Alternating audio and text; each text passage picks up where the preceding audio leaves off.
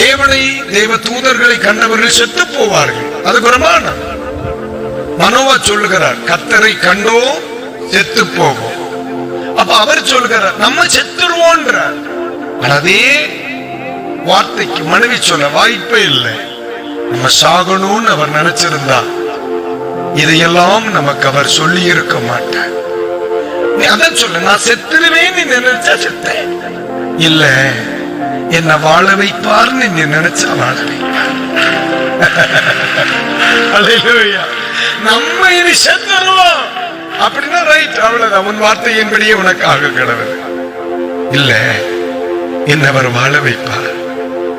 இல்லைன்னா இவ்வளவு நாள் கர்த்தர் என் குடும்பத்தை கொண்டு வர மாட்டார். இவ்வளவு சூழ்நிலைகளில் கர்த்தர் என்ன நடத்த மாட்டார். இவ்வளவு வந்து என்ன உசுரோட தெய்வ கிருபையில் அவர் வச்சிருக்கிறார்னா அவர் என் மேல ஏதோ ஒரு திட்டம் வைக்காம இல்லை. என்னை ஆண்டவர் கைவிட மாட்டார் என்ற நிச்சயம் உங்களுக்கு இருக்குமானா உங்க 2 கைகளை உயர்த்தி ஆண்டவர் மேல நீங்க வச்ச விசுவாசத்தை அறிக்கையிடு. அது அப்படியே ஆகும். அழிஞ்சிருவேன்னு நீ நினைச்சா அழிஞ்ச, வாழுவேன்னு நீ நினைச்சா வாழ. மனோவா சொன்னா நம்ம செத்து போயிருவோம், மனைவி சொன்னா வாய்ப்பே இல்லை. வாழ்க்கையே இதுதான் இருக்கு. ஆண்டவர் எவ்வளவு வாக்குத்தத்தங்களை தந்தார். ஆண்டவர் எவ்வளவு வாக்குத்தத்தங்களை அவர் தருவார் என்றார். நம்ம சாகிறவர்களுக்கு அவர் கொடுப்பார் இல்லையே.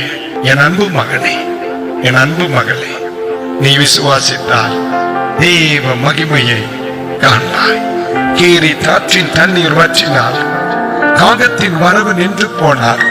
நீ நடுக்கடலில் தத்தளித்துக் கொண்டிருந்தாலும் கரையில் இருந்த வண்ணம் உன் கண்ணீரை அறிகிறவன்